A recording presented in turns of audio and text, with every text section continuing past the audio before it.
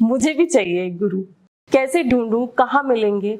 गुरु आपको ढूंढते हैं, किसी भी शिष्य में इतनी क्षमता नहीं होती। सर, हमारे अंदर वो क्वालिटी होना चाहिए कि गुरु हमें अपना शिष्य बनाए। लेकिन गुरु जैसी सर्व समर्थ चेतनाएं जो होती हैं, उनके लिए सुपात्र कुपात्र कुछ नहीं होता।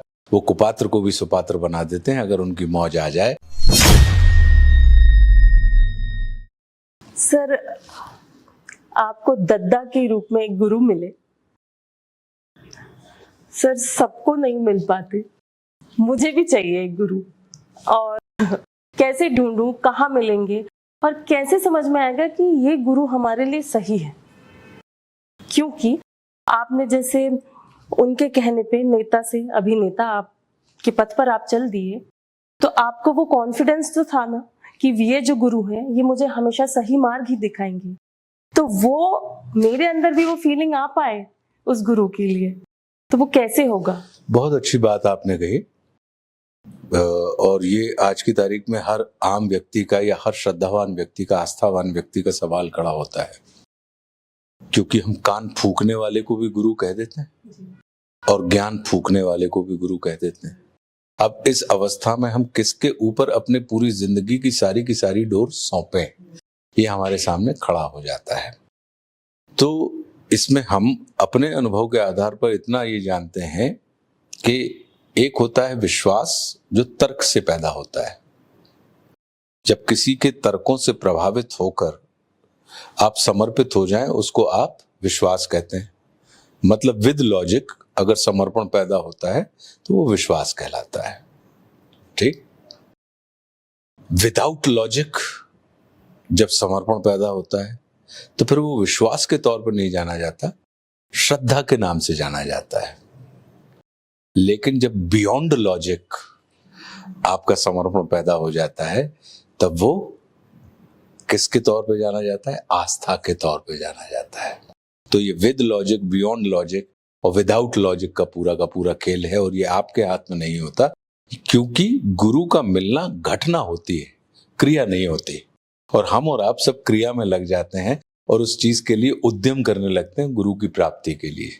गुरु का मिलना एक किस्म का आपकी हैपनिंग है, कोई प्रोसेस नहीं है। तो जब भी कभी ऐसी कोई चेतना आपके हिस्से में आएगी तो आप अपने अतीत से मुक्त हो जाएंगे। अतीत में यानी अपनी गिल्ट से, ग्लानियां होते हैं, और आप अपने भविष्य से मुक्त हो जाएंगे, यानी अपनी वरीज से।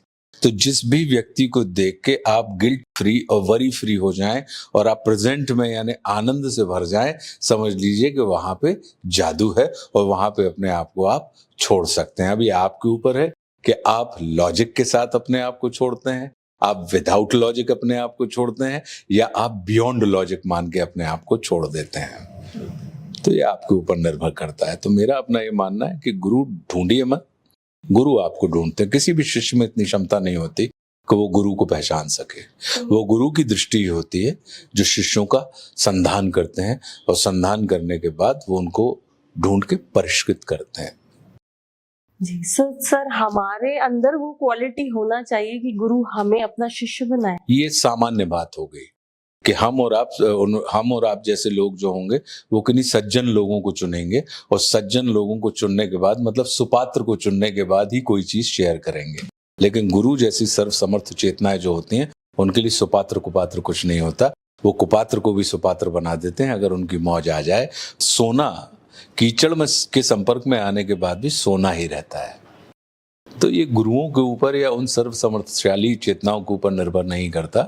वो उनके लिए, हम और आप सुपात्र कुपात्र का चयन करते हैं, लेकिन गुरु उनके लिए जिसके ऊपर उनकी मौज आ जाए, अगर वो अयोग्य भी होगा तो उसको योग्य बना देंगे, कुपात्र भी होगा तो उसको सुपात्र बना देंगे।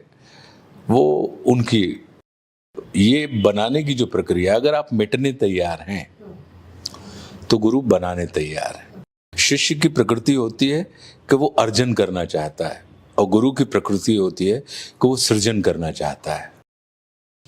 और वो बनाने के लिए आपको वो मिटाने की प्रक्रिया पहले करता है। तो जो आपको मिटाने पे तुल जाए, जो चेतना, और आप राजी खुशी बनने के लिए उससे सहमत हो जाएं, समझ लीजिए कि वहां पे कोई जादू है। वो व्यक्ति भी हो सकता है, वो स्थान भी हो सकता है, वो कोई भी हो सकता है, परिचित अपरिचित सुपरिचित कोई भी हो सकता है।